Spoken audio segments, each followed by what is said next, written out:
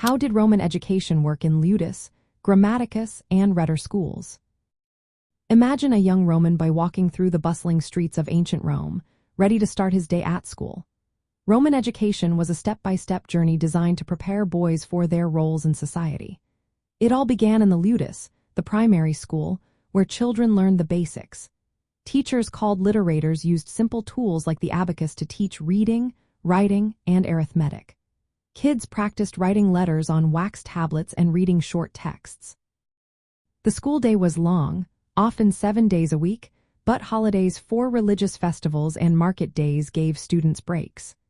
Girls usually stayed home, learning household skills instead of attending school. The environment was informal, sometimes held in public spaces like the Forum, making education accessible to boys from wealthier families. Once they mastered the basics, boys moved on to the Grammaticus, usually between ages 9 and 12. Here, they studied Latin and Greek literature, poetry, and language. The Grammaticus was a more serious teacher who helped students analyze texts and improve their speaking skills. They learned to read aloud with expression and interpret literary works, gaining cultural knowledge. Bilingualism was important, so students practiced both Latin and Greek. This stage prepared them for more advanced studies and careers in law, politics, or public service. Wealthy boys often continued here, while lower-class boys might start apprenticeships instead. The most talented students then advanced to the Rhetor, around age 14 or 15.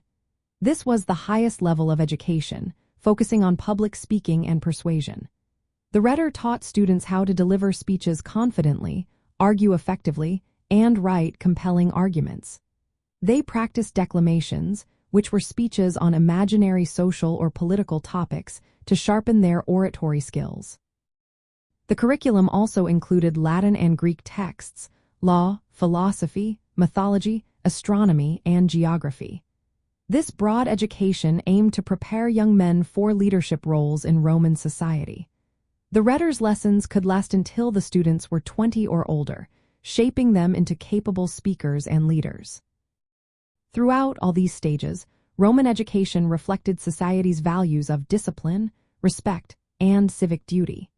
It was mainly designed for boys from wealthy families, as education was linked to social status and future influence. Girls' education focused on domestic skills, preparing them to manage households and raise children. In the end, Roman schooling was a carefully structured path that turned boys into well-rounded citizens ready to serve Rome.